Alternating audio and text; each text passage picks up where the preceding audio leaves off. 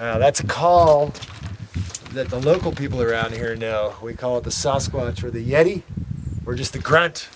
And all the old timers in the park kind of know that call. So if I'm way out in the backcountry skiing somewhere and I see a person come skiing down up above me, I'll let fly with that call. And if they stop and do it back, I know it's a good guy, somebody I know. And we'll join together out there. And if they don't, I'll just let them ski by.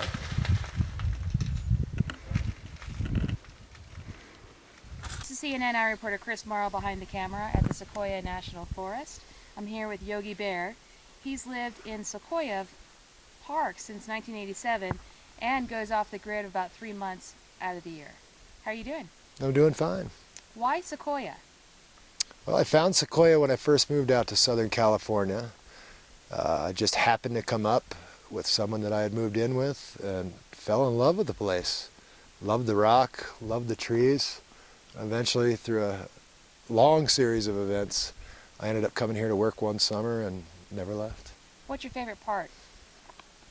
My favorite part of the park now is the high country. Way up high above 12,000 feet in the mountains. I've become kind of addicted to climbing the peaks, walking where there are no people at all. Have you seen it all? No, there's no way to see it all.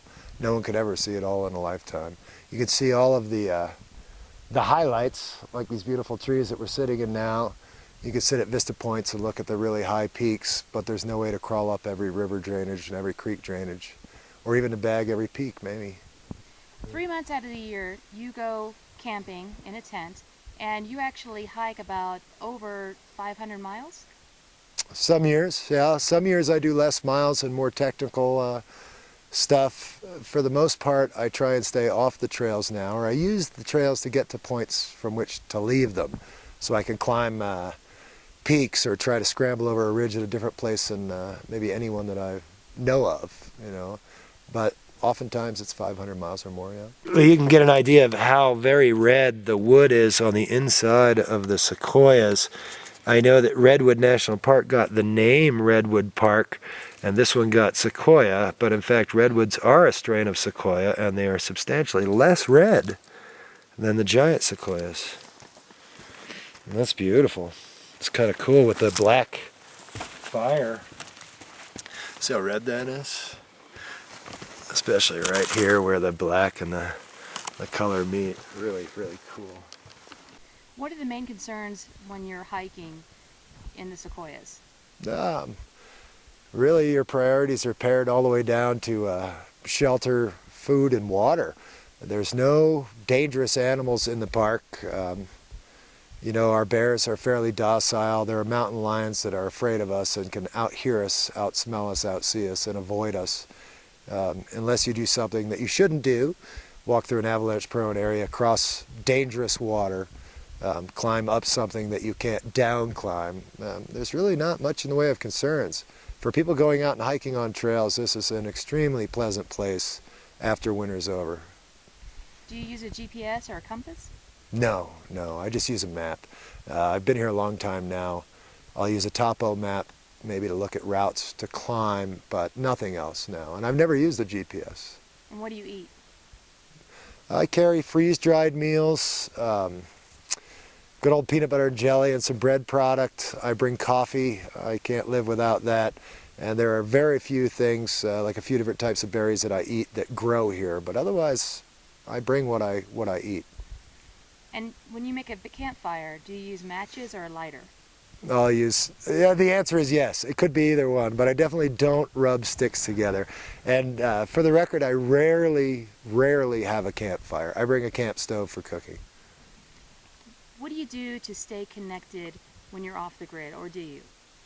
I bring a tiny little radio, and after dark on AM, I can get baseball games from all over the state of California, which I love. I used to carry a couple of novels every trip. Now that the Kindle has been invented, I love that. I can carry multiple books. But as far as staying connected, I really don't. You know, I discovered the whole O.J. Simpson low-speed chase something like 10 days after it had occurred. I was probably the only one in the nation that knew nothing about it until I got back from a trip. What's your advice for anyone looking to go off the grid and go hiking in this area? If you really want to go, go out for the summer like I do, or even for an extended backpacking trip, certainly you should research what to bring. You should know your route well. If you're going to go completely off trail, you really need to know the mountains. It's not for someone brand new. I'm not an expert, but I have years of experience, and I've been surrounded by people in this very remote place who have been guides and teachers for me. Best bet, if you're unfamiliar with backpacking, and especially off trail in a remote place like this, is really to find a guide or talk to someone extensively and get some knowledge before you go out. Now this is a good sized sequoia tree. We're going to see exactly how big it is with this tape. Here we go.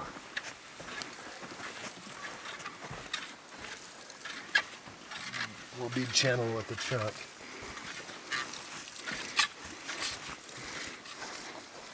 We're up to 30 feet, a little less than halfway around.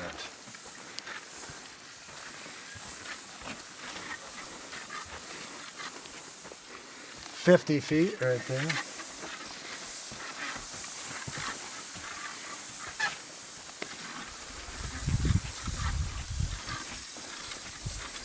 And looks like we're going to come in at just over 77 feet.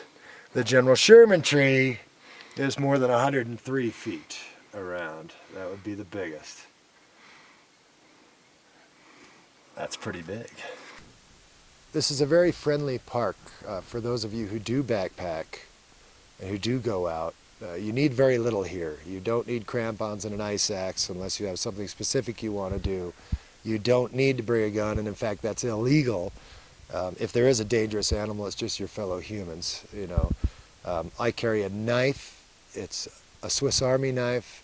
Nearly the only thing I use it for is to clip my nails or to cut moleskin to put on the heels of my, underneath my boots when I'm getting blisters, that kind of thing.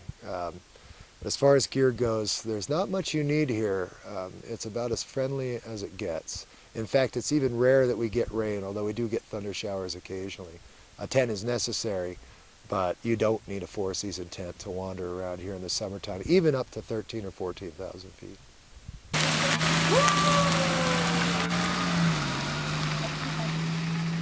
Do you feel lonely off the grid in this small town? Well, living in Sequoia, when I'm off the grid, that's just a few months in the summertime when the weather's good. I want to stay in the park year-round, so I live and work out in the park, which has a population in the winter of less than 100 people. And I've found over the years after living in Boston and in Los Angeles that cities are very lonely places. Small towns, everyone knows everyone. If my car breaks down in the park, all I have to do is stand outside. Someone I know is going to go by any time and pick me up. We do have, a nice hotel. You can get a decent meal. You can get someone to carry your bags for you. All those things are available here in our lodge for the guests, but it's definitely small town USA, maybe the way things were in most of the world, 50 years ago or in most of our country. But it still exists up here. It's a beautiful place, and you are never lonely. You have friends everywhere you turn. Basically know everyone who's here.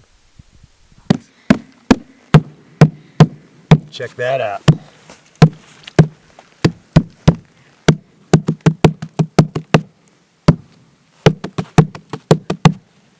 I love sequoia trees. They sound hollow, they're not.